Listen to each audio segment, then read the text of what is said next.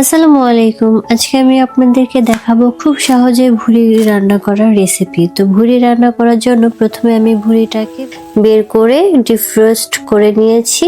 এখন এই যে কিছু ময়লা রয়ে গিয়েছে, এই ময়লাগুলো আমি তুলে ফেলবো। এরপর আমি এটা সুন্দর করে কুচি কুচি করে কেটে নেব। এদিকে আমি পেঁয়াজটা কুচি কুচি করে নিব।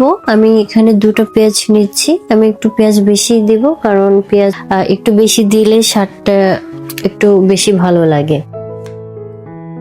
তো আপনারা চাইলে কম পেঁয়াজ দিতে পারেন, আবার চাইলে বেশি পেঁয়াজও দিতে পারেন। তো আমি পেঁয়াজগুলো কেটে নিচ্ছি। এগুলো একদম কুচি কুচি করে কেটে ফেলবো। মোটা মোটা করেও আপনি রাখতে পারেন, কারণ এটা একদমই গলে যাবে, পেঁয়াজগুলো দেখাই যাবে না। সেক্ষেত্রে আপনি একটু মোটা মোটাও রাখতে পারেন।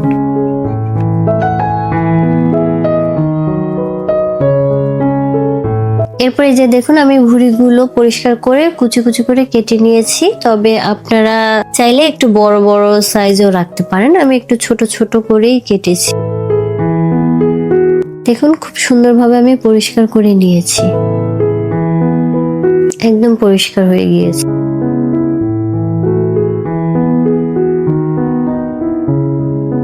এরপর আমি পেঁয়াজ কুচিগুলো দিয়ে দিচ্ছি।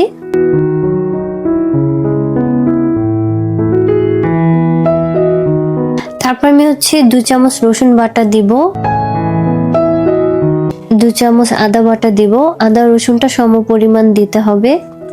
এরপর আমি হলুদের গুঁড়া দিতেছি। এরপর আমি মরিচের গুঁড়া দিব। এই মরিচটা খুবই ঝাল, তাই আমি অল্প পরিমাণ দিচ্ছি, কারণ সামনে আরো মরিচ দেওয়া হবে। এরপর আমি জিরার গুঁড়ি দিয়ে দিতেছি, ধনিয়ার গুঁড়ি দিয়ে দিতেছি, গোলমরিচের গুঁড়া দিয়ে দিতেছি। এরপর আমি দারুচিনি ও এলাচ দিয়ে দিব। এরপর আমি তেজপাতা দিব। আমি সরিষার তেল দিয়ে দিতেছি। আপনারা চাইলে সয়াবিন তেল দিতে পারেন। এরপর আমি স্বাদ অনুযায়ী লবণ দিতেছি। আপনারা আপনাদের স্বাদ অনুযায়ী লবণ দিবেন। তারপর আমি ঢেকে দিতেছি। এই মশলা এই ভুঁড়ি থেকেই পানি ছেড়ে দিবে, এই যে দেখুন। এবার আমি এটাকে ভালো করে মিক্সড করে নিব। এটা আমি ভালো করে মিক্সড করে ঢেকে দিব, আর তাপটা বাড়িয়ে দিব, কারণ এটা কষানো হয়ে গেলে আমি এর মধ্যে পানি দেব এটা সিদ্ধ হওয়ার জন্য। এই যে দেখুন, আমি এটাকে কষিয়ে নিচ্ছি তাপটা বাড়িয়ে দিয়ে। আমার কষানো প্রায় হয়ে গিয়েছে। কষানোটা প্রায় হয়ে গিয়েছে। এখন আমি এর মধ্যে গরম পানি দিয়ে দিব। গরম পানি দিলে তাড়াতাড়ি সিদ্ধ হবে, সময়টাও বেঁচে যাবে। গরম পানি দিয়ে আমি ভালো করে নাড়াচাড়া দিয়ে এটাকে ঢেকে দিব, এবং তাপটা একটু কমিয়ে দিব সিদ্ধ হওয়ার জন্য।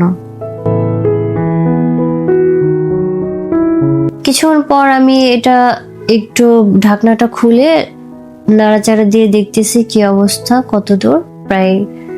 আমার এটা প্রায় সিদ্ধ হয়ে আসতেছে। আমি আবার ঢেকে দিব। বারবার একটু নাড়া দেওয়ার চেষ্টা করবেন, তা না হলে নিচের দিকে লেগে যাবে। আর অবশ্যই তাপটা একটু কমিয়ে দিবেন।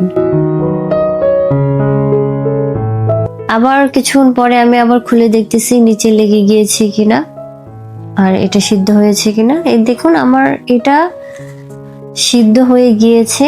আমি যেহেতু আলু দিব এর মাঝে, তাই আমি এখনই এটার মধ্যে আলু দিয়ে দিব।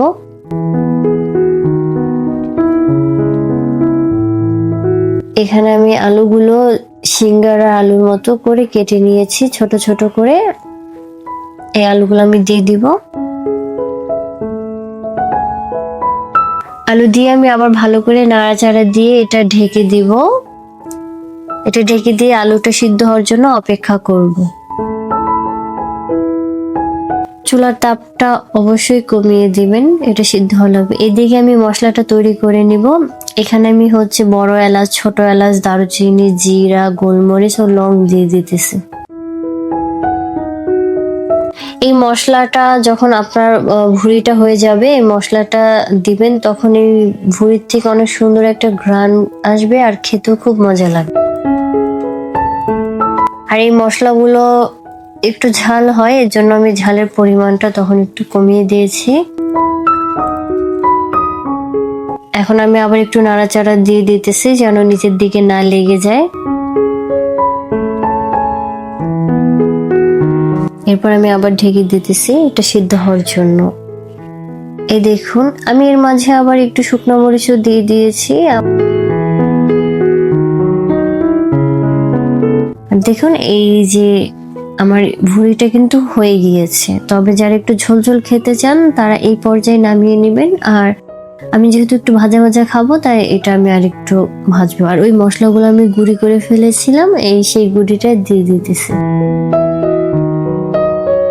এই গুঁড়িটা দিয়ে দিয়ে আমি এটাকে খুব সুন্দর করে ভাজা ভাজা করে ফেলবো।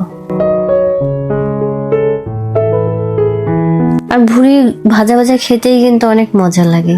দেখুন মশলাটা দেওয়ার পরে কালারটাই চেঞ্জ হয়ে গিয়েছে।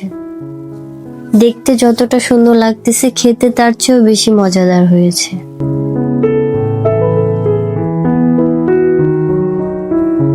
আমার ভুঁড়িটা হয়ে গিয়েছে। এবার আমি এটা সুন্দর মতো সার্ভ করে নিব একটা বাটিতে। তো আজকের মতো আমি এখানেই বিদায় নিচ্ছি। দেখা হবে পরের ভিডিওতে। সে পর্যন্ত সুস্থ থাকুন, ভালো থাকুন। আল্লাহ হাফেজ।